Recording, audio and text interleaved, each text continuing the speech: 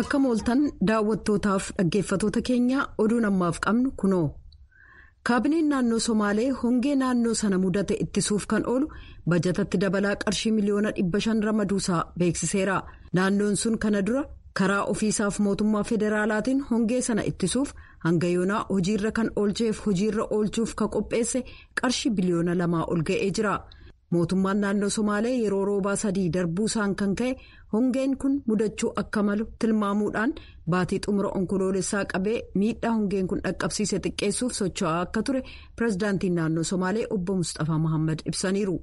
Oduu gabaasaa VOA waliin gaaffiif deebii gabaabaa akka geggeessan pirezidaantiin naannichaa obbo Mustafaa Mohaammed mootummaa naannoo sanaa mormuudhaan ibsa baasaa kanneen jiran hoogganoonni naannichaa duraanii ergama mataa isaanii kan qaban kanneen dhimma raawwachiisanii jedhanii jiran. Naannoon sun gama malaammaltummaaf bulchiinsa gaariin rakkoo qabaachuusaa kan hin dhoksine obbo Mustafaa Mohaammed ta'us kan kana duraa waliin yeroo ilaalamu wal madaaluufillee ka dhiyaachuu hin qabaanneef. Naannichi ijaarsa waaltaalee ilaalchisee fooyya'ina guddaa argamsiisaa jira jedhan jechuudhaan Addis Chakkol gabaaseera. Investimentii magariisa koolugaltummaa dhimma nageenyaaf dhiyeessiin talaallii qixxeen taane ajandaa ijoo kan hoogganoota Afrikaa kanneen kamisaa har'aa gumii guyyaa 2 kan hoogganoota gamtaa Awurooppaa fi gamtaa Afrikaa Biraasels keessatti argamanii ta'uuf jira. Lammiiwwan Awurooppaa 170 yoo xiqqaate talaallii vaayirasii koronaa doozii tokko ka fudhatan yoo ta'u Afrikaa keessaa immoo 16 qofaatu argate. Wal caalmaan kun ajandaa gumii sanaa isa ijoo keessaati. Talaallii gumaachuun waa tokko garuu uummati tallaalamuusaa mirkaneessuun immoo kabiroodha. Kanaaf haqi jiraachuun arjoomuu caalaa jedhameera. Jijjiirama sirnaa.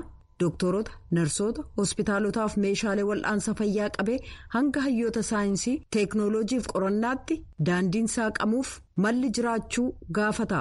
Dhumarrattis dandeettii waa oomishuu haaraa gaafata jechuudhaan Awurooppaatti Komishinarri Fayyummaaf Qulqullina Nyaataa Steellaa Kiriyaakides jalqaba torban kanaa beeksisaniiru. Koolugaltummaa akkaataan itti qabamullee ajandaa Awurooppaa isa duraa ta'uu daayirektarri waaltaa qorannaa.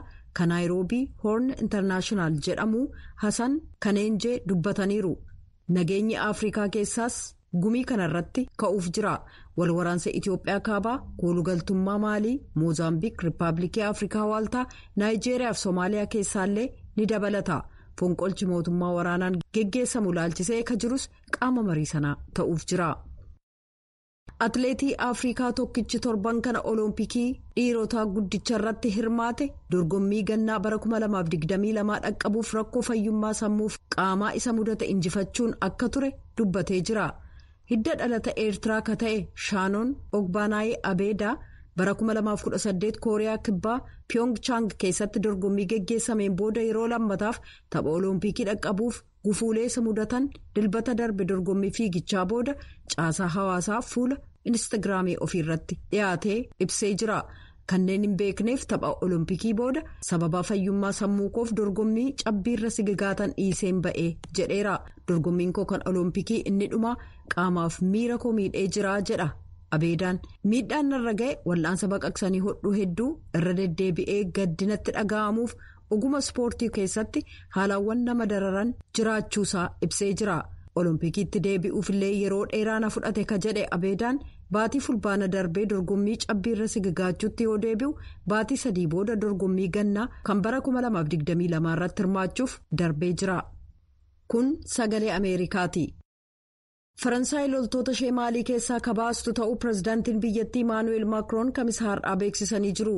Leellistoota islaamummaatti duulaa jiraachuu biyyattii tuquudhaan garuu waraanni isaanii hangi tokko biyya hollaa dhiyaa Afrikaa keessa ni turuu jedhan. Tarkaanfii kana kalabsan tuuta oduuf Paaris keessatti ibsa kennaniin ture. Maakiroon akka jedhanitti aangawoota yeroo ce'umsaa Maalii kanneen tarsiimoof galma tokko hin qabaanne waliin waraana hirmaachuu itti fufuu hin dandeenyu jedhan. La France et ses partenaires engagés dans des missions de lutte contre le terrorisme, à savoir les États participants à la task force Takuba, ont pris la décision de retirer leur présence militaire. Faransaay michoonni ishee ergama farra shororkeessummaa kabiyyoota hirmaattota humnoota Taakubaa keessaa jedhan keessaa waraana isaanii Maalii keessaa baasuudhaan murteessanii jiru. Achi ba'uun kun qabiyyee goosii maanekeef gaa'oo akka cufan taasisa. Kunis humnoota waraanaa Maaliif gurmuu tokkummaa mootummootaa ka Maalii keessaa waliin sirnaan geggeessama. yeroo kanattis gurmuu tokkummaa mootummootaa qindaa'e ka waliigalaa deeggaruu keenyatti fufna. Faransaay loltoota Maalii keessa jiran 2,400 dabalatee naannoo saahil keessaa loltoota 4,300 ta'an qabdi. humnootiin Faransaay bara 2013 qabee bakka leellistoota islaamummaa aangoo irraa darbuu keessatti hirmaatan Maalii keessa sosso'aa jiru. Hoogganaan juntaa kan Burkina Faso Leetinant Koloneel Puul Henry Sandaogoo Daambiyaa loltoonni biyyattii dhiyaa Afrikaa mootummaa erga funqolchanii ji'a tokko yeroo hin guunne keessatti pirezidaantii biyyattii ta'uun hirbuu seenan. Sirni hirbuu seenuu mana murtii heeraatti geggeessame sun guutuu biyyaaf gama sabaa himaan dhageessifamee jira. Daambiyaan hirbuu erga seenanii booda televiziyoona irratti dhiyaachuudhaan haasaa guutuu biyyaa dhageessisaniin humnootiin nagaa eegumsaaf uummanni biyyattii waggoota 6 oliif yaaddoo finxaaleeyyii irraa ta'etu isaanirra ture jedhan. Uummata Burkina Fasoof kabajaan qabuuf dirqama an qabuun heera biyyattii eeguuf kabajuu eegumsa gochuufiif uummata Burkina Fasoof haqa isaanii mirkaneessuuf seera bu'uuraa eeguuf waadaanan seena jedhan.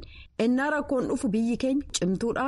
Kanaaf yeroo rakkisaan kun gara haala wayyaawatti nu geessuuf carraa gaarii ta'uu qaba jedhan.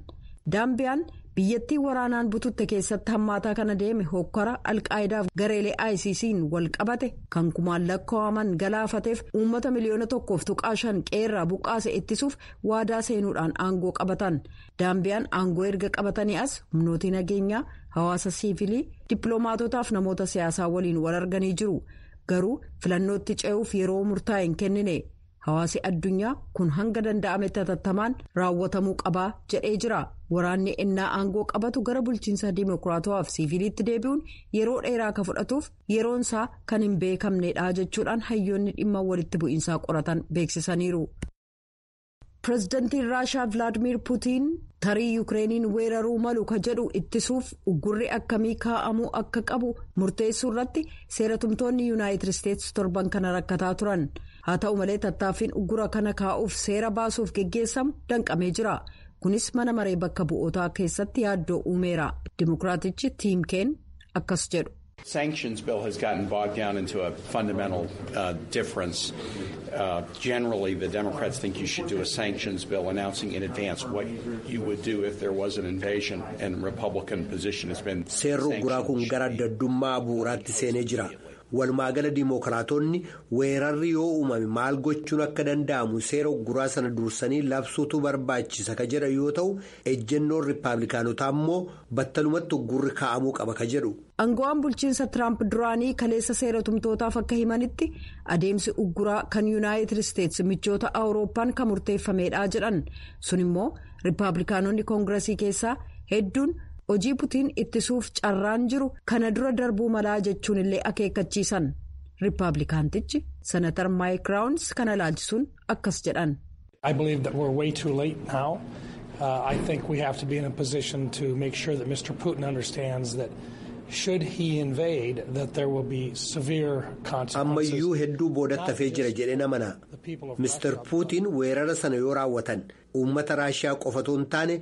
Uummata isaan deeggaraniifis dhugumatti daafoonsa hamaa ta'uu hubachuu isaanii haala mirkaneessuu dandeessisurra jiraachuu qabna jedhee yaada. Riippaabilikaanonni pireezidaanti Joo Baayiden rakkoo sanaaf deebii kennuuf boodatti harkifatu jechuudhaan qeequ.